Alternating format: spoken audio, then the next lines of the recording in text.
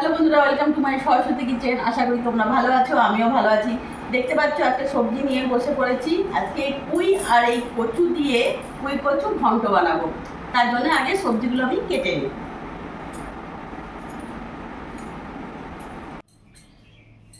সবজিগুলো ভালো করে কেটে ধুয়ে নিয়েছি। এবার গ্যাসটা আমি ধরিয়ে নেবো। কড়াইটা গরম হোক। কড়াই গরম হয়ে গেছে, আমি সরষের তেল দিয়ে দিলাম। তেল গরম হয়ে গেছে, তেলের মধ্যে লবণ দিয়ে দিলাম, হলুদ দিয়ে দিলাম। এবার কেটে রাখা বেগুনগুলো দিয়ে দেবো।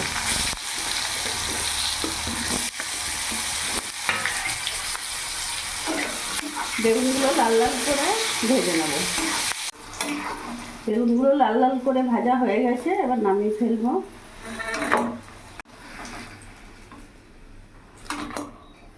এর মধ্যে 5 ফোড়ন আর শুকনো লঙ্কা ফোড়ন দিয়ে দিলাম।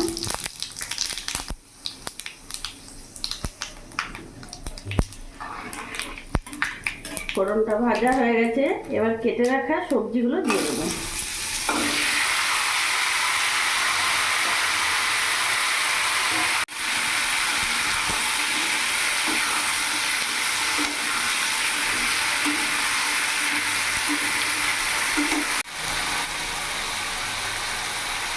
লবণ দিয়ে দিলাম 2 চামচ, হলুদ গুঁড়ো দিয়ে দিলাম, জিরে গুঁড়ো দিয়ে দিলাম। ভালো করে নাড়াচাড়া করে নেব।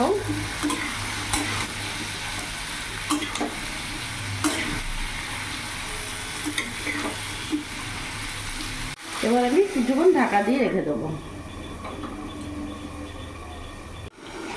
কিছুক্ষণ ঢাকা দিয়ে রেখেছিলাম, এবার ঢাকাটা খুলে দেখবো।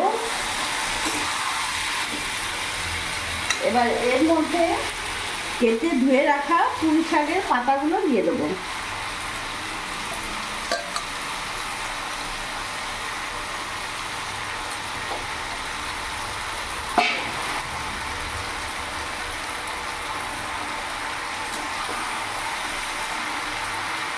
এবার কিছুক্ষণ ঢাকা দিয়ে রেখে দেবো, একটু কমে যাবে তাহলে।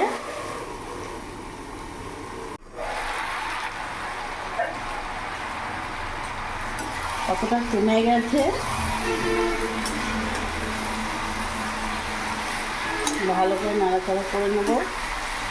এবার এরই মধ্যে আমি কয়েকটা কাঁচা লঙ্কা কেটে দিয়ে দেবো।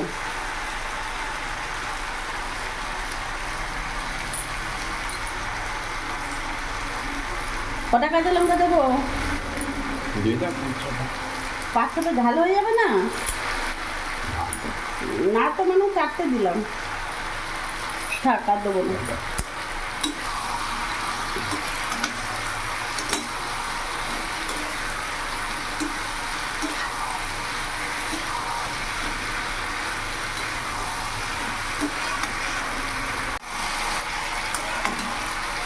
এবার অল্প একটু জল দিয়ে দেবো।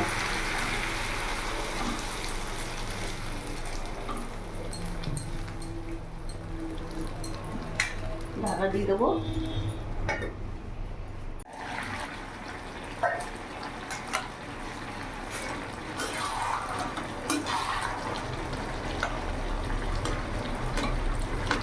কচুগুলো একেবারে সেদ্ধ হয়ে গেছে, এবার ভেজে রাখা বেগুনগুলো দিয়ে দেবো।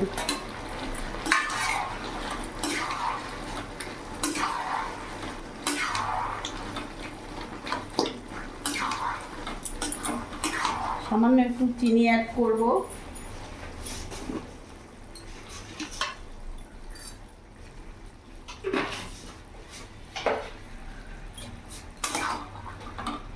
ভালো করে মিশিয়ে নেব।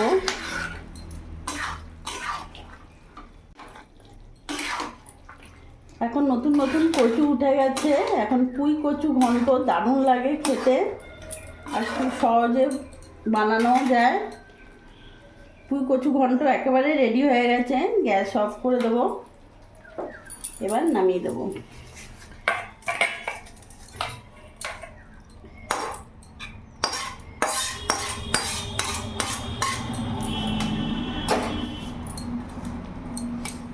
বেশ গা মাখো মাখো হয়েছে, দেখতে পাচ্ছ।